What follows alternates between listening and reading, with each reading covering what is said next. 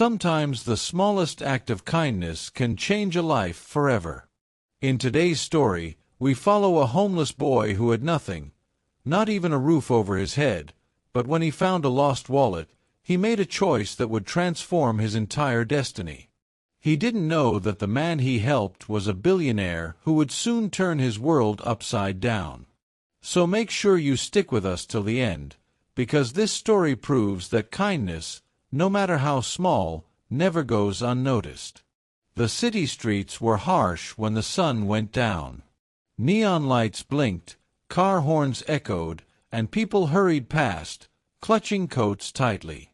Yet in the corner of a dim alley sat Ethan, a 16-year-old boy with nothing but a torn jacket and a thin blanket to fight the chill. Ethan had been homeless for nearly a year.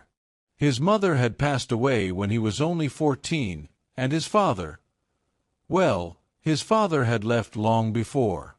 With no relatives willing to take him in, Ethan learned to survive on his own.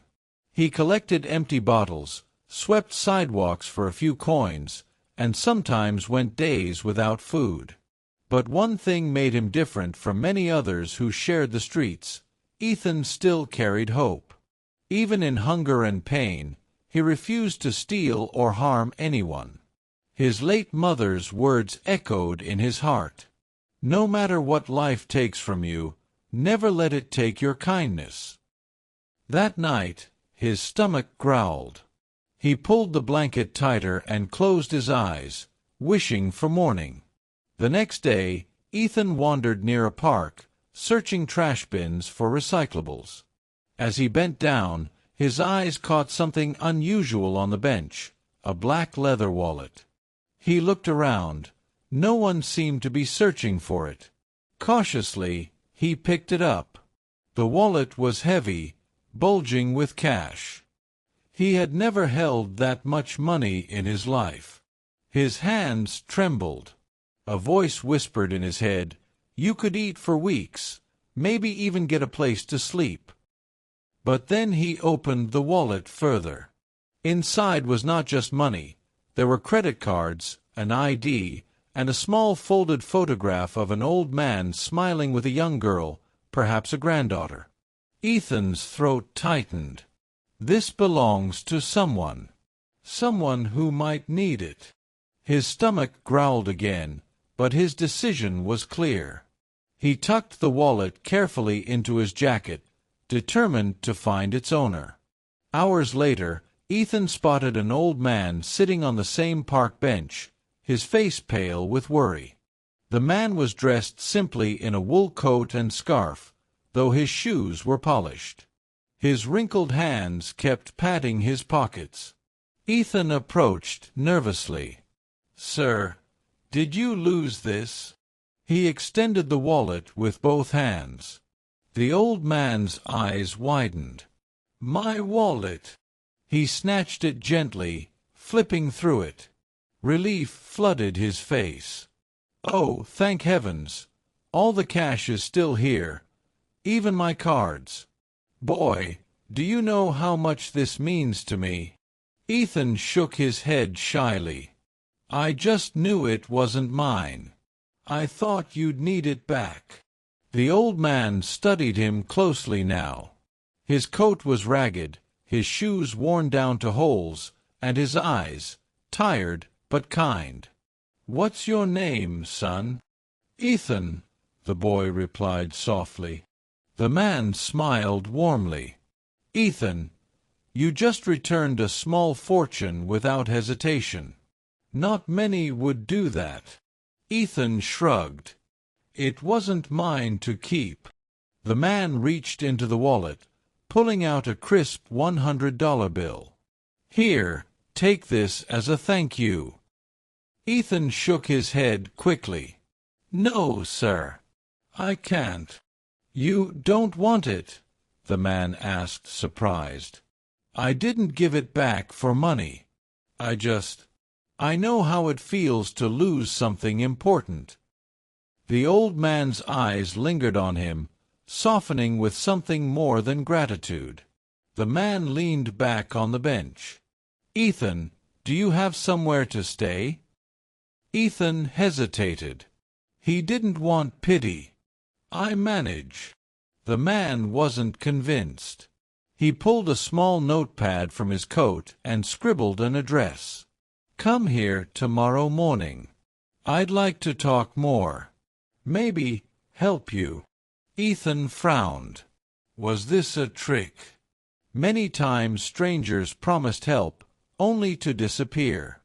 But there was something genuine in the man's voice. He nodded. All right. As Ethan walked away, he had no idea the man he just helped was not ordinary at all.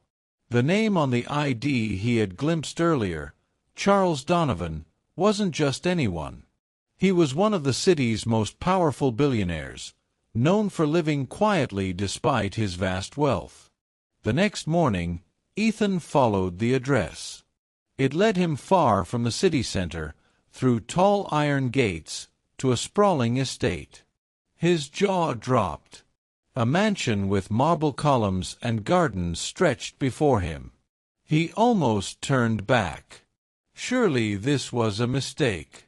But the gatekeeper opened without hesitation, saying, Mr. Donovan is expecting you. Inside, Ethan marveled at chandeliers, oil paintings, and polished floors. Then, in the grand hall, he saw the same old man, Charles Donovan. Except now, dressed in a tailored suit, his presence radiated quiet power. Ethan, Charles greeted warmly. You came. Ethan nodded nervously. I didn't know you lived here. Charles chuckled. I didn't mention it. I wanted to see if you'd still come. He gestured to a chair. Sit, son. We need to talk.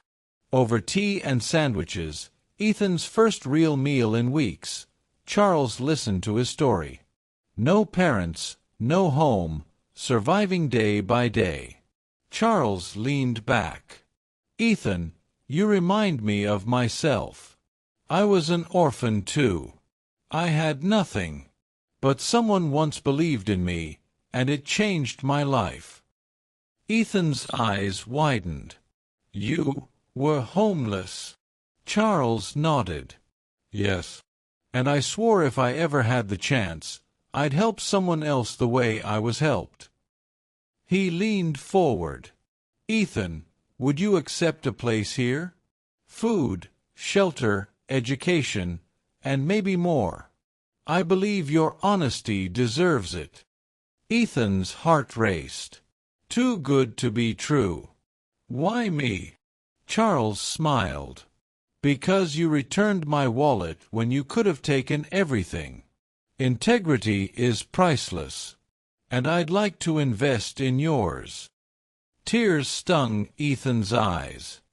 He whispered, Yes. I'd be honored.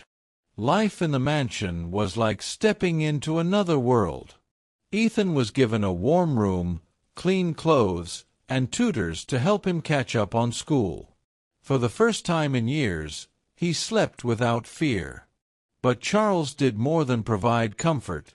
He became a mentor. He taught Ethan business principles, shared stories of hardship, and reminded him daily, kindness is the greatest wealth. At first, Ethan worried the mansion staff would look down on him.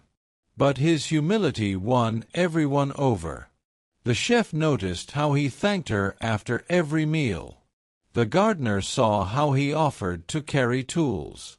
Even the chauffeur said, That boy's got more manners than half the rich kids I've driven. Slowly, Ethan grew confident.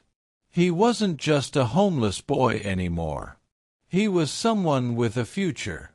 Months later, Charles invited Ethan to his study. Son, I want you to see something. He opened a safe, pulling out legal documents. I've rewritten my will. You, Ethan, are now my heir. Ethan's jaw dropped. What? No, I can't. Charles raised a hand. Listen. My children, They turned greedy long ago. They care only for my money. But you had nothing, yet you chose honesty.